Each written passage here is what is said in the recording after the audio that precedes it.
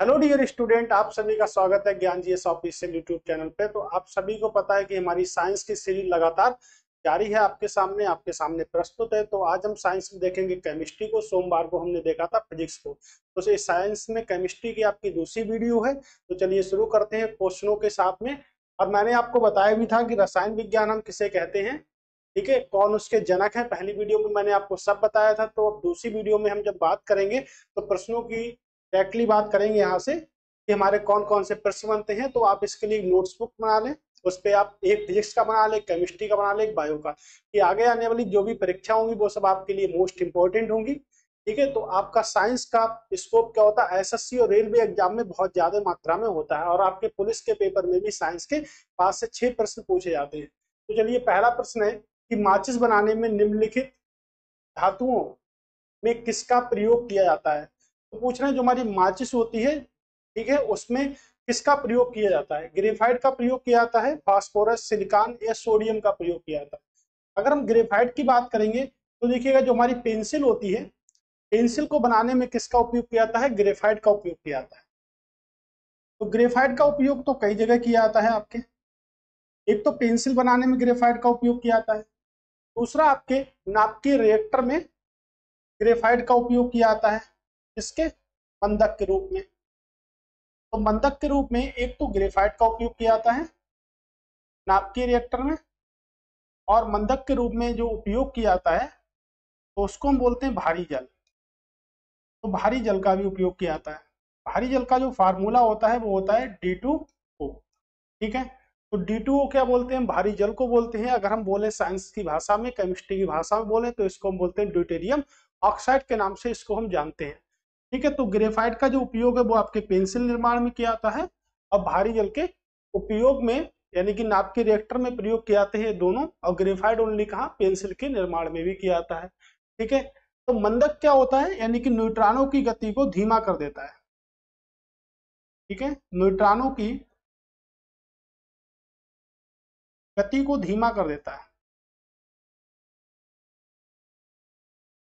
ठीक है। ये होता है आपका मंदक। ओके, अब हम बात करेंगे फास्फोरस। तो देखिएगा फास्फोरस जो होता है वो 3 प्रकार का होता है। एक होता है रेड फास्फोरस, एक होता है सफेद फास्फोरस, और होता है हमारा काला फास्फोरस। तो जो माचिस बनाने में जो प्रयोग होता है वो कौन सा फास्फोरस होता है, तो रेड फास्फोरस जो होता है वो माचिस के निर्माण में प्रयोग होता है। तो इसीलिए हमारा जो प्रश्न का आंसर बनता है वो क्या बनता है, आपका फास्फोरस बनता है। तो ये अपर रूप है फास्फोरस के, ठीक है। अगर हम बात करेंगे सिलिकॉन की, तो सिलिकॉन देखिएगा पृथ्वी पर सबसे अधिक मात्रा में अगर गैस पाई जाती है तो कौन सी, हमारी O2। तो सबसे अधिक मात्रा में जो O2 पाई जाती है वो आपके 46.6% पाई जाती है। उसके बाद सिलिकॉन गैस पाई जाती है जिसका प्रतिशत जो है आपका कितना है, तो पृथ्वी पर दूसरी सबसे अधिक मात्रा में जो गैस पाई जाती है उसको हम सिलिकॉन कहते हैं। सोडियम की अगर हम बात करेंगे तो सोडियम को आपके ऑक्सीजन व कार्बन डाइऑक्साइड के संपर्क में आने से बचाने के लिए सोडियम को किस में रखते हैं, कैरोसिन में रखते हैं। और कैरोसिन को हम क्या कहते हैं, मिट्टी का तेल कहते हैं। तो सोडियम को किस में रखा जाता है, तो सोडियम को मिट्टी के तेल में रखा जाता है, ठीक है। तो इस तरह हमने देखा कि जो हमारा आंसर बनता है वो क्या बनता है। तो इस तरह जो हमारा आंसर बन रहा है वो आपका लाल फास्फोरस या फास्फोरस हमारा राइट आंसर बन रहा है। तो माचिस बनाने के लिए किसका प्रयोग करते हैं, फास्फोरस का प्रयोग करते हैं यहाँ से, ठीक है। अगला प्रश्न देखिएगा, आमतौर पर माचिस की तीली जो होती है आसानी से आग पकड़ने वाली लकड़ी की बनी होती है। इसके एक सिरे पे फास्फोरस युक्त पदार्थ का लेप किया गया है, तथा माचिस की तीलियों के सिरे पर फास्फोरस युक्त पदार्थ का लेप करने से जिलेटिन का उपयोग किया जाता है। तो किसका उपयोग किया जाता है, अगर फास्फोरस और फास्फोरस में अगर ऑप्शन पूछता है तो रेड फास्फोरस का उपयोग किया जाता है। ओके, चलिए प्रश्न है कि लाल स्याही किसकी बनी होती है, ठीक है।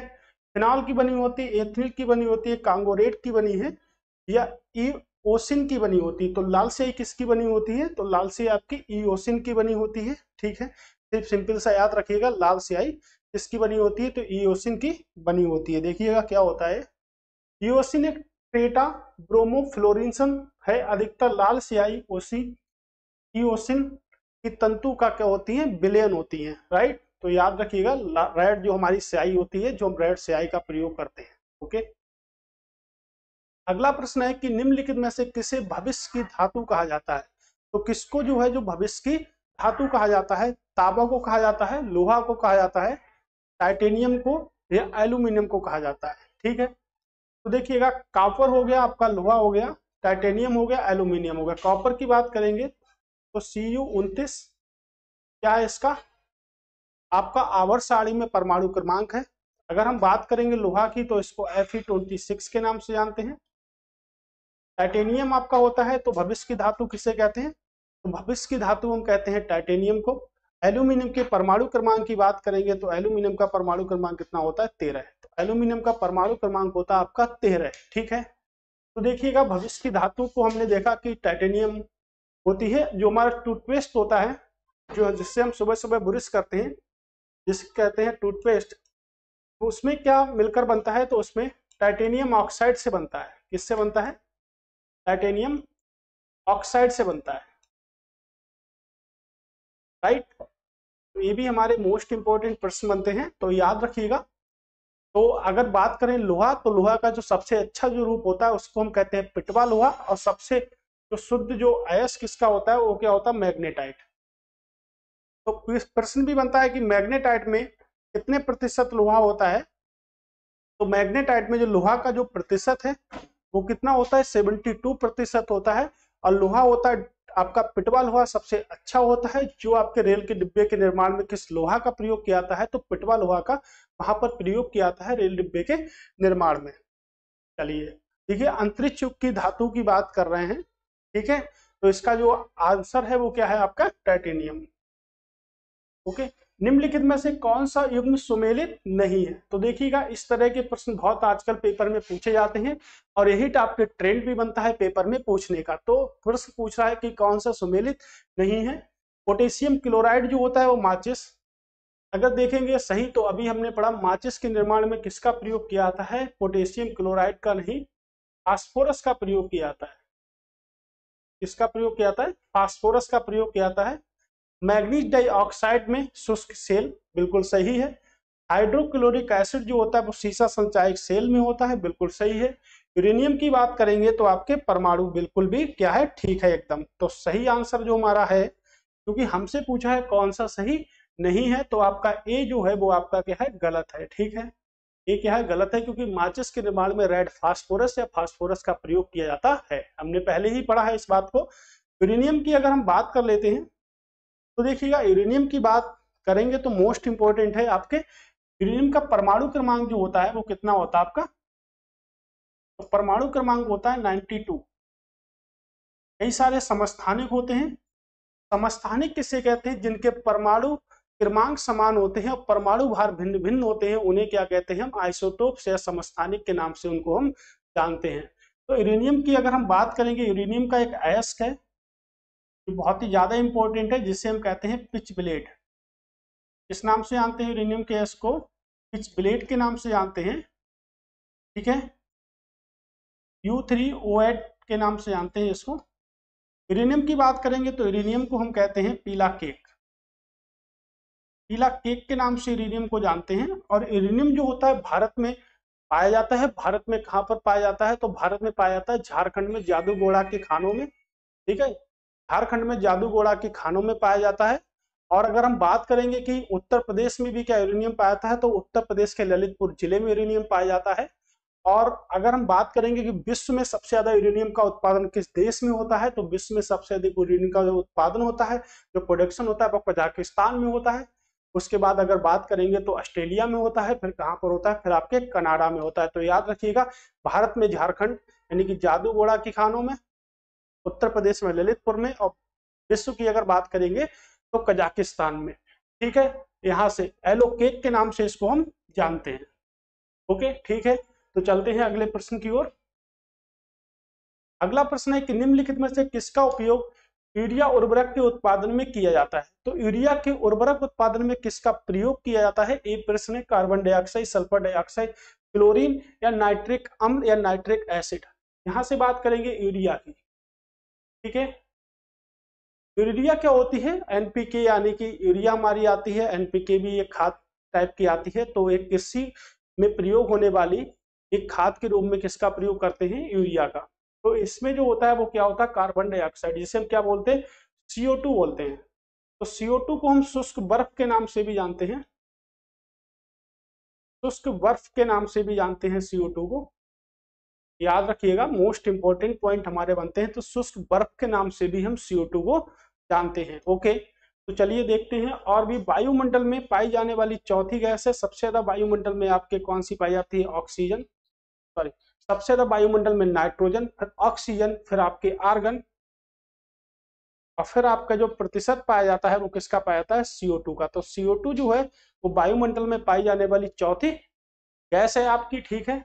और यहाँ से देखेंगे तो यहाँ से ऑक्सीजन जो है वो आपकी दूसरी गैस है, और सबसे ज्यादा वायुमंडल में नाइट्रोजन आपकी पाई जाती है, ठीक है। CO2 को हम किस नाम से जानते हैं, तो शुष्क बर्फ के नाम से जानते हैं।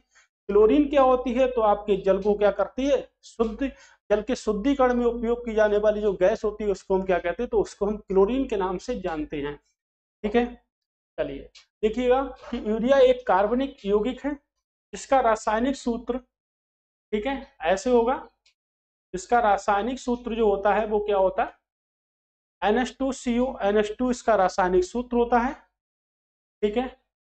कार्बनिक क्षेत्र में इसे कार्बाइड भी कहा जाता है, एक रंगहीन गंधहीन ठोस पदार्थ है जो जल में अति विलय है। बड़े पैमाने पर यूरिया का उत्पादन अमोनिया तथा कार्बन डाइऑक्साइड की प्रतिक्रिया के द्वारा होता है, ठीक है। तो देखिएगा दो गैसें इंपॉर्टेंट है, एक तो आपके कार्बन डाइऑक्साइड और दूसरा क्या, आपके अमोनिया, ठीक है, NH3, ठीक है। और यहां से बात करेंगे तो CO2। ओके, चलिए अगले प्रश्न की बात करते हैं। अगला प्रश्न हमको क्या बताता है कि निम्नलिखित में से कौन सा मिश्रित उर्वरक है, यानी कि मिश्रित क्या होता है कि मिक्स्ड, यानी कि दो तत्वों को मिलाकर एक उर्वरक बनाया गया जिसे हम क्या कहते हैं, मिक्स्ड उर्वरक कहते हैं। तो देखिएगा यूरिया तो आपका है नहीं, कैम यानी कि अमोनियम सल्फेट, यही है आपका, ठीक है, मिश्रित उर्वरक की श्रेणी में इसको हम जानते हैं, तो अमोनियम सल्फेट, राइट। फलों को, फलों के रस को सुरक्षा प्रदान करने के लिए निम्नलिखित में से किसका उपयोग किया जाता है, तो फलों के रस को सुरक्षित रखने के लिए किसका उपयोग किया जाता है, वेरी वेरी मोस्ट इंपॉर्टेंट प्रश्न है, कई बार एग्जाम में पूछा भी जा चुका है। Acetic acid, formic acid, sulphuric acid या सोडियम बेंजोइट। अगर हम बात करेंगे तो किसकी हम बात करेंगे, सोडियम बेंजोइट की, वेरी वेरी मोस्ट इंपॉर्टेंट है, ठीक है। सबसे ज्यादा इंपॉर्टेंट बनने वाला क्वेश्चन है कि फलों को संरक्षण में किस, यानी कि फलों का जो रस होता है उसको किस तरह से संरक्षित किया जाता है, तो सोडियम बेंजोइट के द्वारा उसको क्या कराता है, संरक्षित किया जाता है, ठीक है। कह रहे हैं ऑटोमोबाइल इंजन में प्रवाहित के रूप में निम्नलिखित में से किस एक का उपयोग किया जाता है। सिंपल सा प्रश्न है कि ऑटोमोबाइल जो इंजन होती है उसमें किसका प्रयोग किया जाता है, प्रोफिल एल्कोहल का, एथनॉल का, मेथेनॉल का, ये एथिलीन ग्लाइकॉन का। तो देखिएगा किसका उपयोग किया जाता है, एथिलीन ग्लाइकॉन का उपयोग किया जाता है ऑटोमोबाइल के इंजन में, ठीक है। समझ लेते हैं क्या है ये। तो इसकी अगर बात करेंगे, देखिएगा इसका जो सूत्र होता है वो होता है C2H6O2, ठीक है।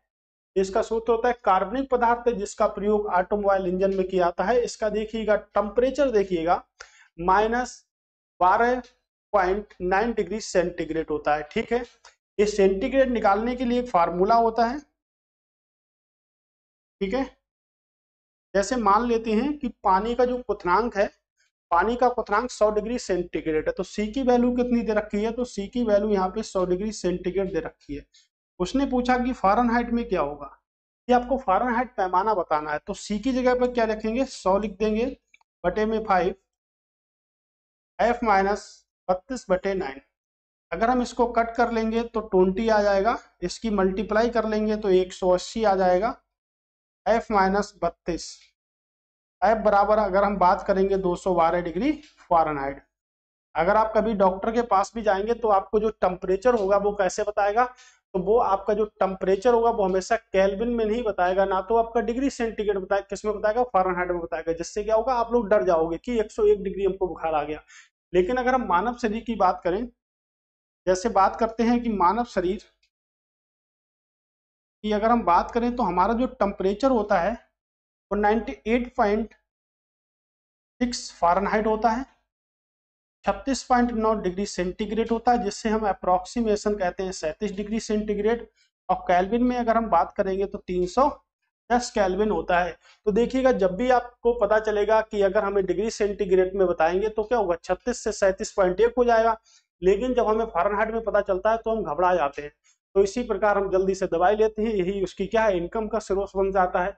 ना तो केल्विन बताएगा, किसमें बताएगा, डराने वाली चीज, यानी कि आपको बताएगा कि 101 डिग्री आपको बुखार हो गया, ठीक है। तो आपको फ़ारेनहाइट का पैमाना दे रखा है, तो उसके लिए चेंज कर सकते हैं, ये फार्मूला है, ठीक है। और जो आपका जो एथिनिल जो ग्लाइकॉन है, इसका जो टेम्परेचर होता है माइनस का 12 पॉइंट, यानी कि अप्रोक्सीमेशन कह सकते हैं माइनस का 13 डिग्री सेंटीग्रेड होता है। ओके, चलिए, निम्नलिखित में से ईंधनों में से कौन सा स्वच्छतम ईंधन है, बताइएगा क्या है। ठीक है, जैसे कोयला हो गया, पेट्रोल हो गया, प्राकृतिक गैस हो गया और आपका डीजल हो गया, तो क्या होगा इसका राइट आंसर। ठीक है, अगर हम कोयले की बात करेंगे तो कोयला भी कई प्रकार का होता है। जैसे सबसे अच्छे किस्म की अगर हम कोयले की बात करें, एंथ्रोसाइट्स, सबसे अच्छी किस्म का कोयला होता है एंथ्रोसाइट्स। उसके बाद कोयले का जो प्रकार होता है वो होता है बिटुमिन्स। फिर होता है आपका लिग्नाइट, और उसके बाद अगर हम बात करेंगे तो पिट कोयला होता है। देखिएगा, सबसे अच्छा जो किस्म है लोहे कोयले का, वो क्या है आपके, तो वो एंथ्रोसाइट्स है, ठीक है, सबसे अच्छा। और जो कोयला जो आपका जो पाया जाता है वो आपके क्षेत्रों में पाया जाता है, या तो हम कह सकते हैं धारवाड़ के क्षेत्रों में, ठीक है, या हम कह सकते हैं कि कोयला जो हिस्सा होता है वो आपके गोंडवाना लैंड का हिस्सा है, गोंडवाना लैंड का हिस्सा है यहाँ से, ठीक है। तो देखिएगा, कोयले को हमने देखा यहाँ से कि कोयला जो होता है सबसे अच्छी किस्म का होता है आपके एंथ्रोसाइट्स, ठीक है, बाकी हम स्टडी कर चुके हैं कोयले के अंतर्गत। उसके बाद अगर पेट्रोल की बात करेंगे, प्राकृतिक गैस की बात करेंगे, डीजल की बात करेंगे, तो पूछ रहा है कि सबसे स्वच्छतम ईंधन कौन सा है। तो देखिएगा, जैसे हमारे पास में आपकी एक गैस होती है एलपीजी, तीन गैसें हमारे पास में होती हैं, एक होती है एलपीजी, एक होती है सीएनजी और एक होती है आपकी प्राकृतिक गैस, ठीक है।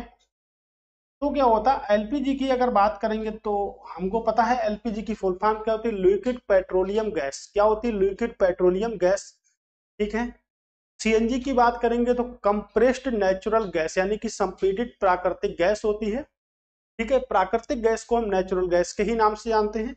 तो प्रश्न पेपर बनता है कि एलपीजी का मुख्य अवयव क्या है, तो एलपीजी का मुख्य अवयव क्या है, ब्यूटेन, ठीक है।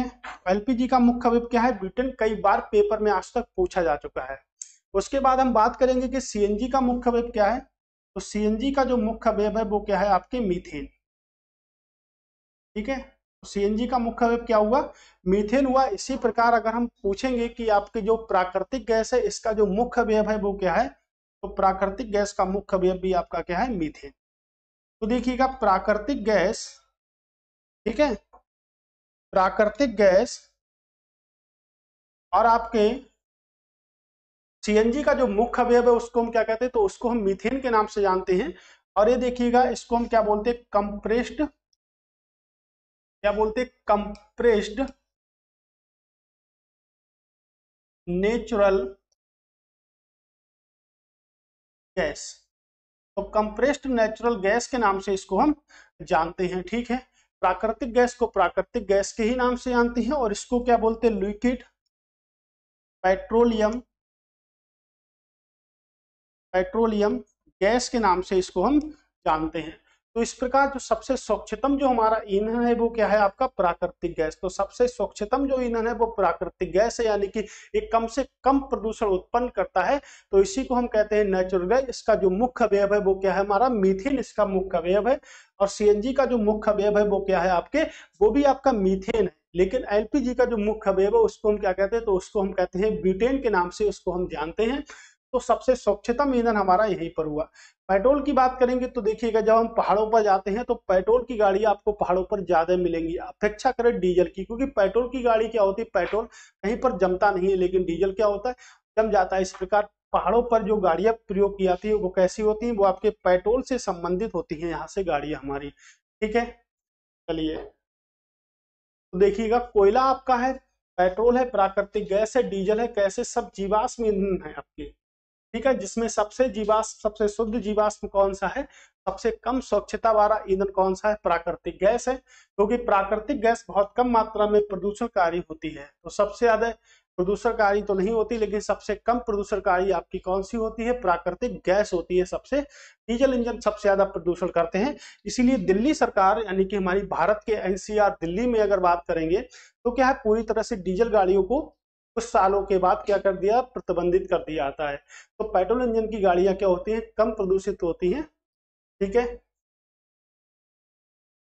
करें ऑक्टेन संख्या गुणवत्ता को मापता है। तो ऑक्टेन संख्या है वो किसकी गुणवत्ता को मापता है, मोस्ट इंपॉर्टेंट है खाद्य तेलों की, पेट्रोलों की, ठीक है, पेट्रोल की, सेरोसिन की या सुगंधित तेलों की। तो ऑक्टेन संख्या किसको निर्धारित करती है, तो पेट्रोलियम को निर्धारित करती है। यानी किसको मापती है, तो ऑक्टेन संख्या पेट्रोल को निर्धारित करती है। डेंसिटी जो होती है पेट्रोल की उसको निर्धारित करती है। ठीक है, तो किसको निर्धारित करती है, पेट्रोल को निर्धारित करती है। देखिएगा, पेट्रोल को निर्धारित करे, किसको, पेट्रोल को निर्धारित करती है।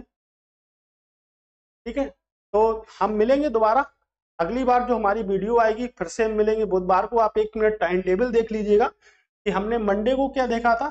तो मंडे को आपका है फिजिक्स,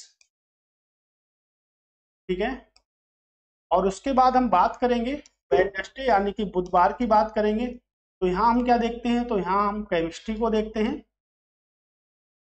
ठीक है, उसके बाद हम फ्राइडे की जब बात करते हैं तो यहाँ पे हम क्या देखते हैं, तो यहाँ पे हम बायो को देखते हैं। ठीक है, यहाँ से हम बायो को देखते हैं। तो लगातार आपको मैं एक एक वीडियो इसकी आपको पढ़ा चुका हूँ। ये हमारी केमिस्ट्री की दूसरी वीडियो है। अब हम बात करेंगे तीसरी वीडियो यानी कि बायो की। इसी प्रकार आपके एक वीक में आप अलग अलग कॉपी बना लीजिएगा, आप नोट्स बनाते रहिएगा यहाँ पर। ठीक है, दोबारा फिर से मिलेंगे बायोलॉजी की वीडियो के साथ। ठीक है, ओके, थैंक्स फॉर वॉचिंग, दोबारा फिर से मिलते हैं।